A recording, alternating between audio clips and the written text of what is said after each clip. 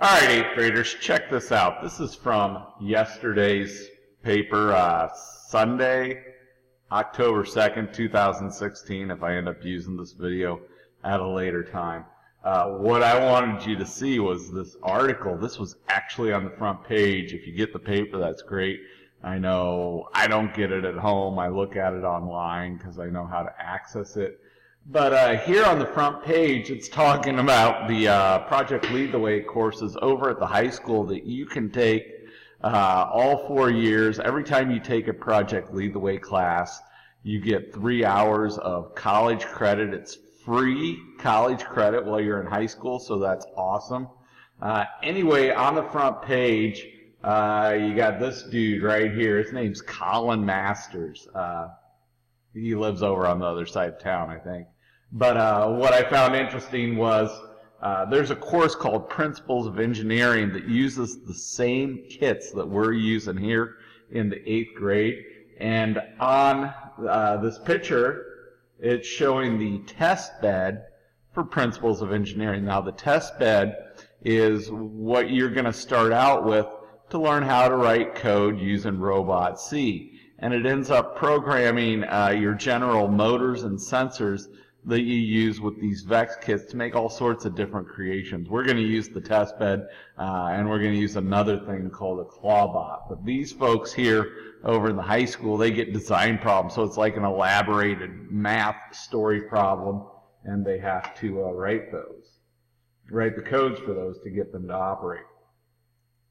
So anyway, here, some of you have seen this already. It's a graphic for our test bed. So, you know, if you remember, we have those carts in the lab, and they have drawers for each of the different mechanisms that you were to create. Now there's a laminated sheet for the test bed. Now, I don't need every single group to build a test bed, but we probably need at least 10 test beds. I know right now there's only 2 or 3. So if you get way ahead on the pole toy, I'm going to have you start assembling some test beds so that all the groups can start some programming once they finish the pole toy.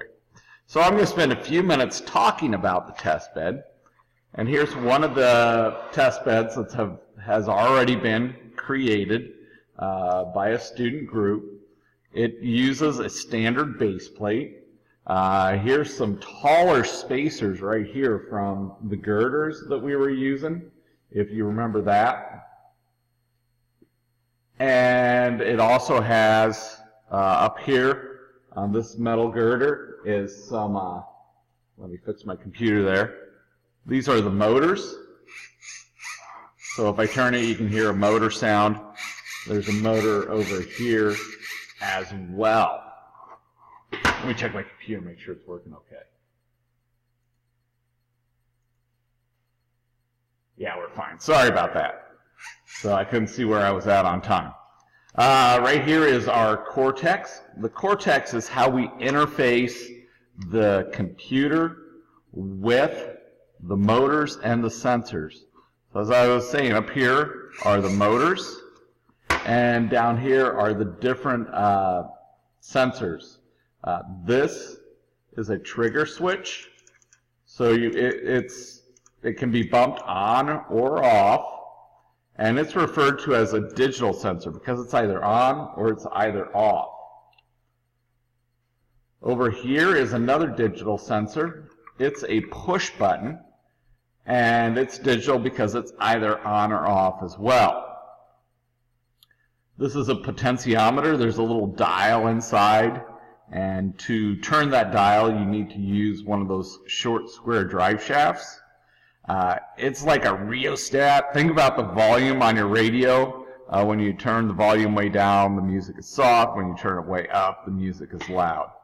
And then over here is a light sensor. It senses light and dark.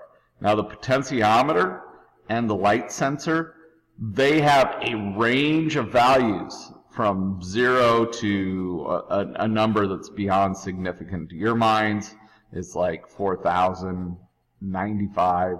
But there's a range, and that's kind of important to know when you program your values if you're using these. Now, since they have a range of values, they're referred to as analog sensors. Now you'll notice the wires. The wires are multicolored. The color that's going to be significant on both the motors and the sensors is going to be the black wire, because anytime you wire something up, the black wire always has to face to the outside of the cortex. So it's important when you start working with a test bed that you make sure that your wiring is correct. So I'm going to kind of go over wiring a little bit. When these sensors are placed on the base plate, they're just bolted down with the machine screws and the star washers. Same goes for the cortex. Now on the cortex, there's a bank. Let's see if I can get that up there. It's going to be really hard to see because it's a tiny word. That says analog. That's for your analog sensors. This one down here says digital. And the one over here on my right says motors.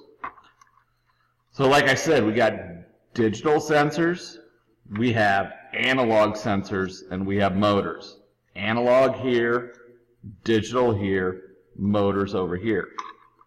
Now, motors I'm not going to get too in-depth right now, but if they don't have an extra pigtail on them called a motor controller, if all you see is a black and red wire, they need to go in ports 1 and 10 for motors. And if you notice, they've got these small little pins on them. So you have to be very careful when you're plugging those in, because those easily get bent. I haven't had a lot of problems with them. Students have been doing a great job in the past. Analog sensors, it's you have ports 1 through 8.